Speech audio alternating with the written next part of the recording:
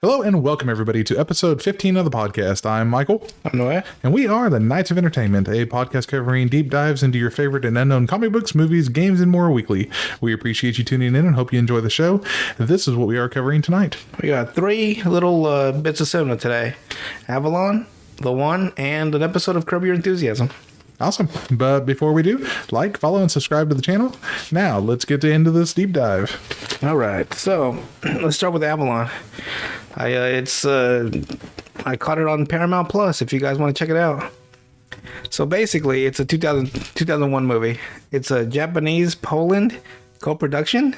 I think Poland wanted to make a movie, but they didn't have the expertise behind the scenes, right? So they hired a Japanese film studio to film the behind the scenes stuff. Which film house? I have no idea. I couldn't read anything. I had to try to read through all the credits, and I was like, there was a lot of companies here. Oh, really? But a lot of them were like Japanese names. Mm-hmm. But there's only like, Caucasian people in the movie.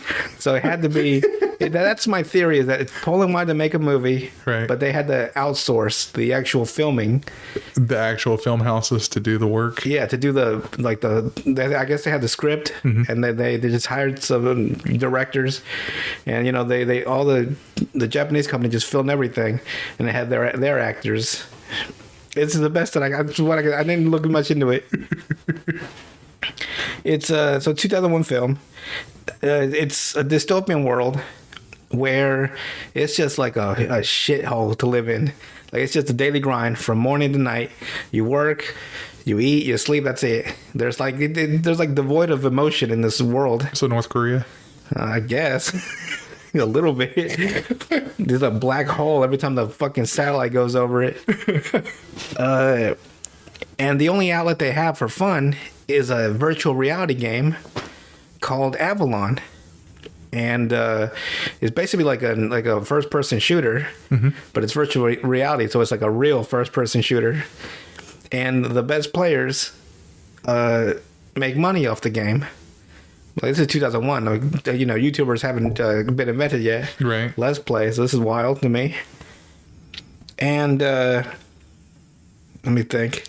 Damn it, this is what I always have to get ready. So the best players get paid, and they get really famous, and this is pretty much all they do is they watch Avalon. This is like their fucking sports for them, because there's nothing else. Like, I've watched the movie. There's like nothing else they do. It's like a precursor to esports. Kind of, yeah. Especially like esports, but the society, like it's almost like it's like 1960s, mm-hmm, or like right after World War II. Where everything's like really like, low tech. Right. They're trying to rebuild. But then they have this high tech ass virtual reality stuff. Like, their clothes are old looking, I'm like, Jesus. Like they live like in a post apocalypse. Kind of like an episode of Stargate or something like that, where they go into a world that looks like it's medieval, but they have all the technology still, just slightly. Oh yeah, kind of. Slightly updated though. Like the tech's high tech in certain parts, but like low tech in like other parts of life. Right.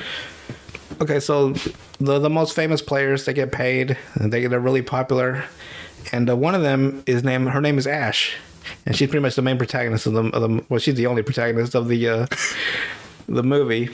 Normally, players work together in teams, and it's very rare for a solo player to be playing Avalon. And she used to be part of the team called Wizard, and they were like the team.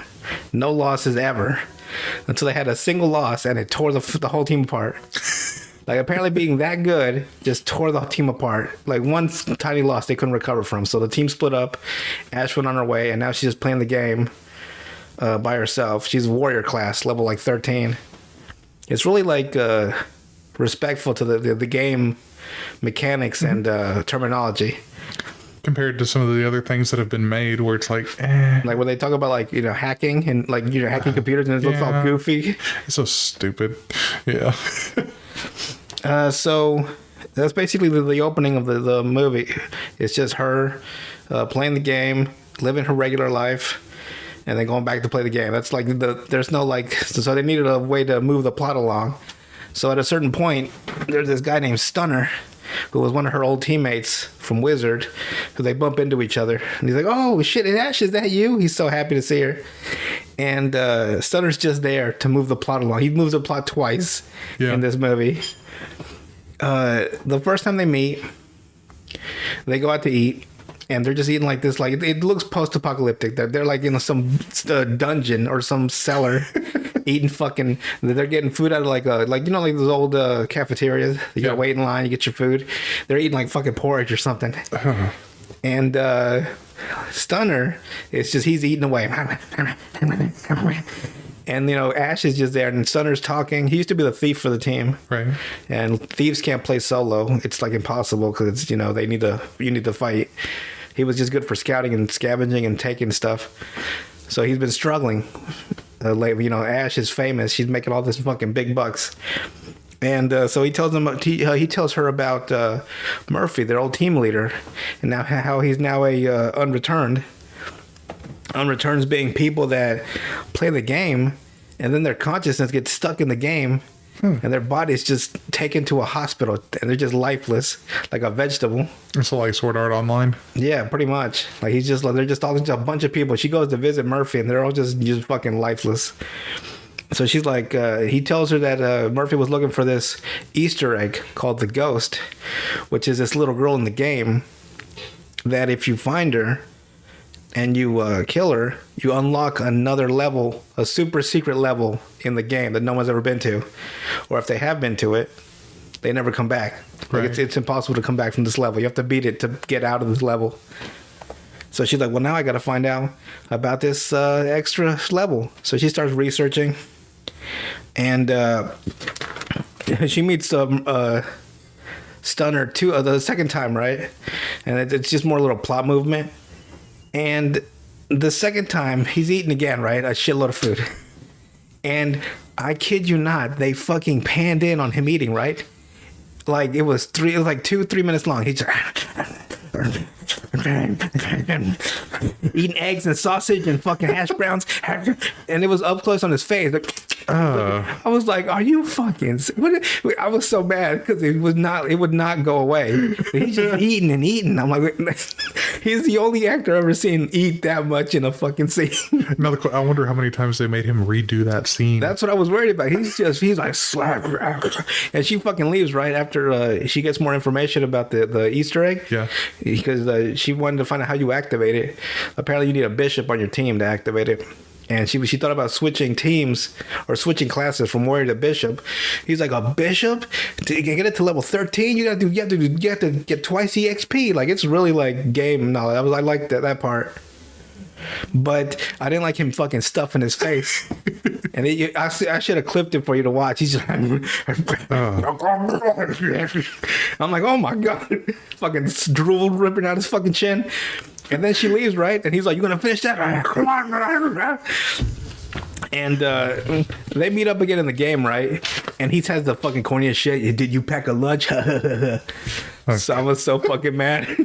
You nasty son of a bitch. So the best part of this movie for me was that Ash had this little bloodhound dog that she would come and see him every time she left Avalon. She'd go home, and this little dog was always waiting for her there. He's all excited, like, "Oh, you're back!" Little droopy dog. Yeah. And she would feed him like pit bull level amount of food, like a big ass bowl of food every time that she would see this dog. And at this one time when she gets back, she has real meat, because apparently real food is expensive. Like she had real, and she was going to cook him some food. She was going to cook him real beef, potatoes, rice, carrots, cabbage, an apple. Like this was like better food than normal people in that world have. And she's cooking it. It was a huge cooking montage, and I had a cooking chub. Because I like the cooking. I like cooking montages when there's no talking. Yeah. Just let me see the food cooking. Everyone be quiet. That's why I can't watch cooking shows. They talk too much. They just cook the food. Shut the fuck up. And she's cooking it. I'm watching it. She's putting it in a pot to boil. Put it all together. I'm like, God dang, that shit looks delicious. I'll eat it out of that dog bowl too. And she puts it in a dog bowl. And she goes out to give it to the dog. And she looks around. And there's no fucking dog. Like the dog's gone. And I'm like, bitch, was that dog even real? Like, it went into my head. Yeah. The movie's been like hinting at reality. Right. And I'm like, is that dog even fucking real? I was so mad. And I knew there was something wrong because when she brought the food in that time, the dog was barking, right? And you could hear her walking around the hardwood floors, but you couldn't see him. Like, the camera was angled just a little bit higher than he would have been. Yeah. The other time you saw him, twice, 3 times you see this dog. But this last time, all you hear is the barking and the pattering around the foot, little nail tapping on the hardwood floor. Yeah. But you didn't see the dog. And that's kind of fucking weird. I already knew from that moment, like, there's something weird going to happen. And lo and behold, the dog's not even probably real. Not only that, but she buys some books. She buys like 6 or 7 books, right? And when this guy comes to her apartment to talk to her, because he's the bishop, and they were going to team up to find the ghost girl, he opens the book and it's fucking blank. I'm like, what is happening right now? I'm real confused. Yeah. So eventually she goes with the bishop that she meets. And by the way, there's like a game mechanic where it's always 3 hits and you beat a boss in certain games. I thought that was I guess it's always been around because in that they had to fight a tank and she hit it 3 times with a rocket launcher in a certain spot, and the third hit destroyed it. Right. Like 3 hits like on a Bowser in a Mario game, or like that. I guess that's always been a game mechanic that I've never noticed till recently. Yeah. Like the hit of 3s. So she finds the little girl, kills her, and she goes to the new level called class. Where is it? Class. What do they call it? Class Real. Now, here's the thing about this fucking movie. The whole time, the movie has a weird yellow tinge around it. And it started in the game. I'm like, oh, they just have a way to differentiate. Like, it was yellow. The screen was yellow. I guess they're just differentiating the game world from the real world. Right. So the game world, it looks terrible, too. I'm like, oh, my fucking God. And then she gets out of the virtual reality, back to the real world. I'm like, oh, and it's still fucking yellow. Still the same yellow tinge. I'm like, what the fuck? The whole movie has this weird fucking light to it. Right. And I was like, why did they pick this odd filter for this movie? And it was bothering me the whole movie. And then she gets to Class Real. She's got a mission to kill somebody in that world, but she's not allowed to kill anyone else in this world. She only has one target. She fails, it's over for her. She succeeds, she can get out of Class Real. And so she comes out of this corridor, comes up to the surface, because I guess it's like below level. And she opens the door, and it's fucking our world. 2001. Yeah. The filter changes, and it's in color, like it would be like we're seeing right now. And I'm like, oh, so it was an artistic choice they made. Right. To make that shitty ass fucking filter 90% of that movie. I give them credit for it, but I'm glad that it was their choice, that they didn't think that was such a good filter that they used in the whole movie. And it's like now 100% real. The world is now real. So Class Real, this virtual reality level, is more real than the real world that they live in. Is what it looks like, because it's our world. Right. 2001, our world. Right. Not much changing. Not much changed, from those 20 years. Same clothing, cars. I'm like, so it's just our world. And I guess they tried to say that reality is what you make it. Like, oh, maybe the whole time it was reality, or they were in a virtual reality. Now this is the real world. But no, when she kills the guy in the Class Real, he fucking like disintegrates like they do in video games where they disappear. Yeah. So I think shit blew my mind. Like I think it's like everything was virtual reality. Even the real world, where she thought was a real world, she started hearing like weird like helicopters in her head. That would only be in the game, but they were in the real world. Right. So it's like, I guess they tried to explain like, her reality is what you make it. I guess. I think I'd repeat it like 6 times now, because I don't know how to explain it. The movie is trippy, and if you want to check it out, go ahead. But I was like, man, this movie is fucking odd. So I wonder if the whole thing is that every bit of it is fake.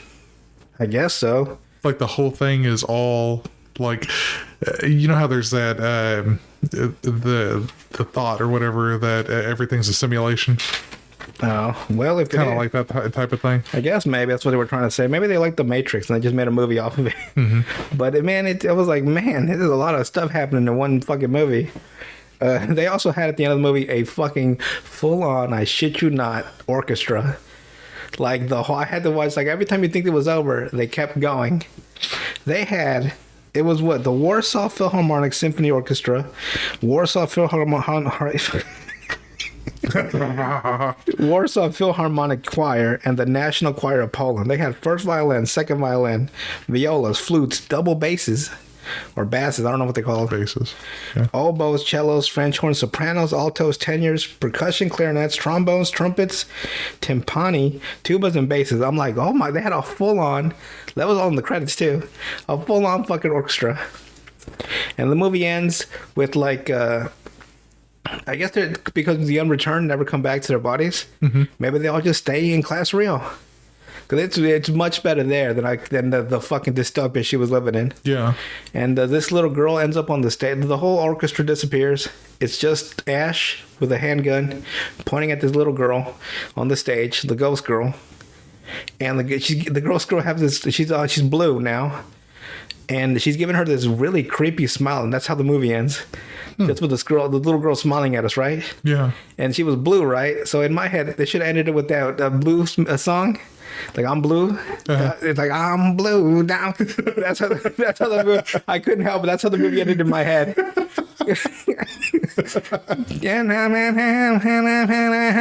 That's how the movie ended. Another weird note before we end on Avalon is I think the director had a foot fetish.